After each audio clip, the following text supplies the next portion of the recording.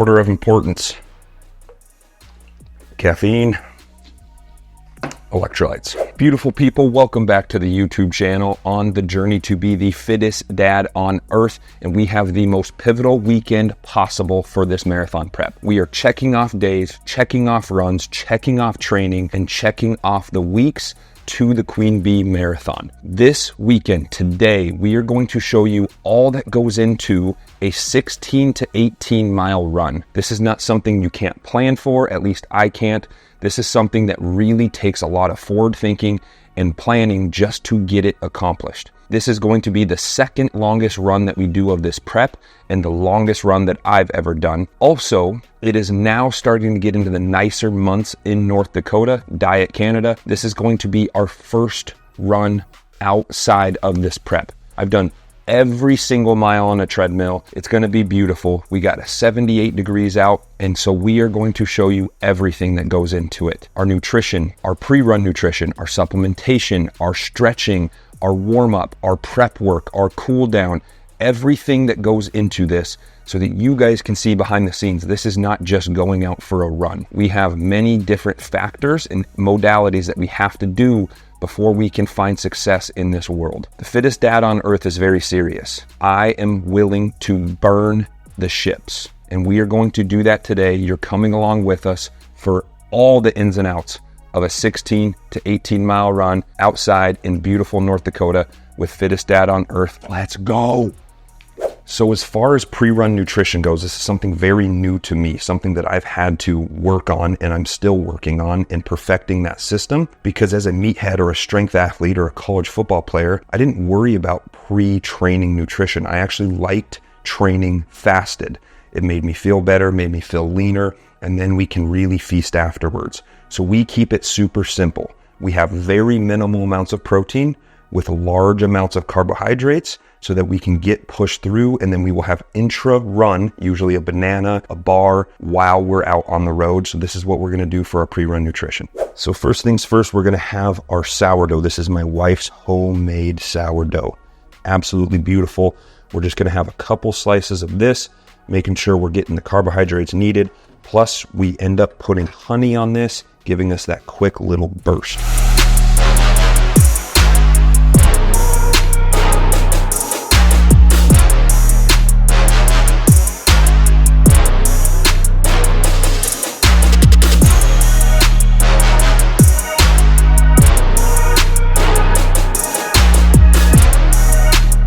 As far as quick hitter energy, it really doesn't get better than your fresh fruits. And so we keep it light. We have raspberries and blueberries, and then we will have a banana on our run.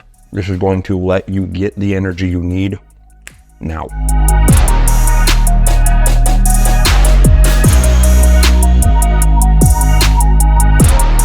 Dude, my wife's sourdough, man, just bomb.com. Honey, butter, sourdough. Thank God I run so I can eat this. And talking about pre-run nutrition brings up a great point. Eating for performance, so fueling instead of just eating to eat.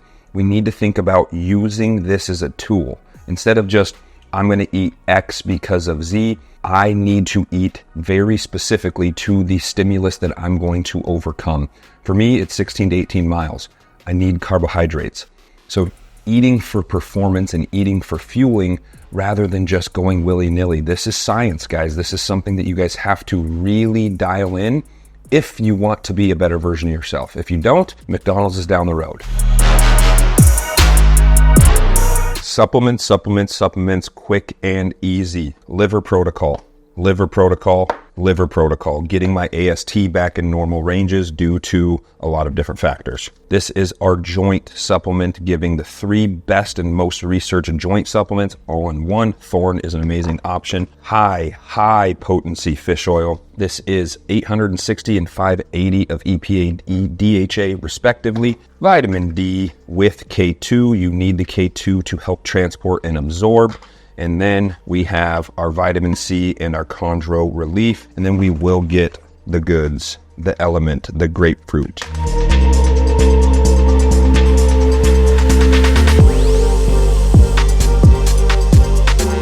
All right, so this is the stuff that needs to be done to have success, but is often overlooked. For 16 to 18 miles for me specifically, where my training is at, I need intra-run fuel. So this is the process that we go through as we're getting ready for this intra run. First off, this is our Nathan water bottle, very small, so high potency with our electrolytes. So we always put a full electrolyte packet in here. So we're gonna get quick hitter electrolytes instead of massive amounts of water.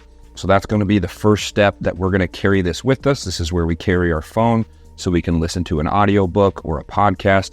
And that's a very, very important step. We then will be stashing over by my truck.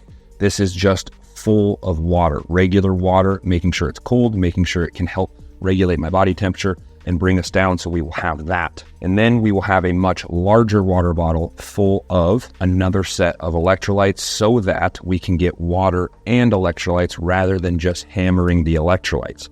Super, super important. And then we will have one more water bottle almost identical to this one. So we will have 30 ounces here, 30 ounces here times 2. And then we have like our 10 to 15, 20, 15 ounces on our Nathan water bottle. That will get us through for all of our liquids. Then what we carry on our person or in our pack will be a big ass Honeycrisp apple, a great looking banana, and then we will barely sip on this before we take off. Barely. I mean, I might have a quarter of this. I don't want to be bogged down with protein. I want to be able to maintain my muscle mass, but not start deteriorating. So we need something to help fuel that. But you start drinking half or full of these, you're not going to feel very good come mile 14, 15, 16. That's not something you want to do. So we will carry this on our person. These will be stashed, and I will carry this one for quick hitter electrolytes. But that is the stuff that you have to think about, plan, and do to have success. For me specifically, where my training is at, getting ready for my first marathon. First things first, and most importantly, because I am a white boy that's been living in the Arctic this whole winter, we gotta unfortunately put a little bit of sunscreen on.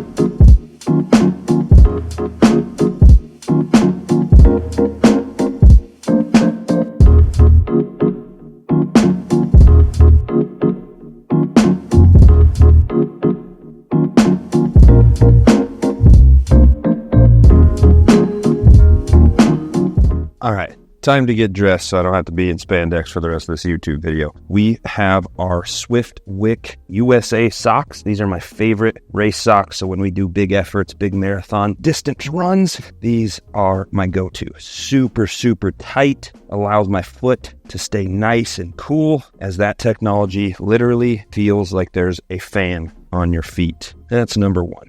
Then we are going with our Leaf Space Biscuit running shorts. These guys were supposed to sponsor me, and I still give them love, and they've just completely left me on red many times. They were supposed to sponsor the Fittest Dad On Earth. We just have to make them regret it, because I still love their stuff, man. But they have completely just ignored me, which sucks, because I love what they do. Amazing, amazing shorts. Then we're going with our Nike running tank top. This will come off very, very quickly as I sweat profusely. But this is something that we start with. Then BPN running hat. Beautiful, beautiful. That I'll get my fake wedding ring on because I've lost weight and I don't want that to slide off. Then we will carry this sweat rag, Celsius sweat rag that we got from the Jake Paul fight because I sweat profusely. And then today, I think I'm going to run in my endorphin speeds. I do have the new endorphins, brand new ones. I'll grab those real quick to show you. I just feel more comfortable in these, even though they have like 300 miles on them. But we'll see. These are my race day shoes. We will see what we go with. Time to hit the stretching and prep. All right, it's time to just get some movement in, get some prep our joints and our tissues for the run. I like starting with some type of plyometrics or some type of jump rope. Same thing.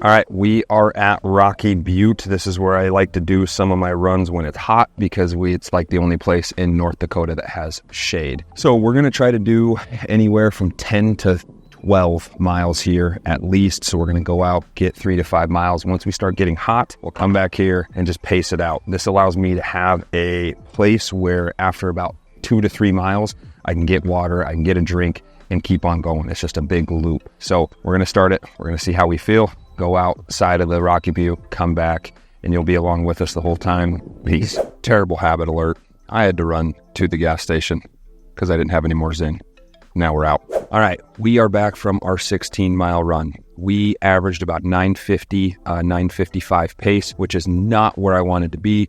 It felt labored. It felt hard. It was 80 degrees. It was very hot. It was the first time outdoors. We just had to get it done. We checked every single variable that we could. Nutrition, carbohydrates, supplementation, caffeine, liquids, electrolytes. But the thing that has been crushing me, guys, and this Garmin watch is so accurate with this, is my sleep has been dog shit. My heart rate variability is at 30 and 31 over an average of a 7-day period. I've been hitting about 5 hours and 20 minutes of sleep. That is what's crushing me. That right there is what's crushing me. And it goes to show with all of this performance, with all of this fitness, with everything that I've done, you have to manage the variables. And if you don't manage one very important variable, it can completely skew everything. The goal today is rest, rejuvenate, shower up, get some food, and kind of take it from there. We're going to take a nap.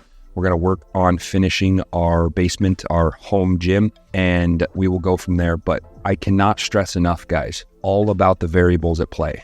And if you can control as many variables as possible, you're going to have the best probability and percentage of success. But if you really do not focus on these things, you will not do it. Plain and simple. I don't care how tough you are. I don't care how strong you are. I don't care how closely related you are to David Goggins. David Goggins takes variables into account and he gets his shit done. Luckily, this week, we are exactly a month and a half out from the marathon. This coming week is a reload week, much, much needed. So we're going to cut our mileage down by 50%. We're going to see how the body reacts, and we're going to hopefully sleep much better. I'm going to intentionally attempt to sleep better. It's very hard with a 16-month-old. It's very hard with running a business, but that's not an excuse. We have to get the shit done that we need to get done. And so that's the goal. So our 16-mile run day is out. We are done. Thank you guys for coming back to the video. Thank you guys for always supporting what we're doing. The Fittest Dad on Earth is going to burn the ships. We are going to go scorched earth, but we have to take care of the variables just like you guys do. Fittest Dad on Earth, out.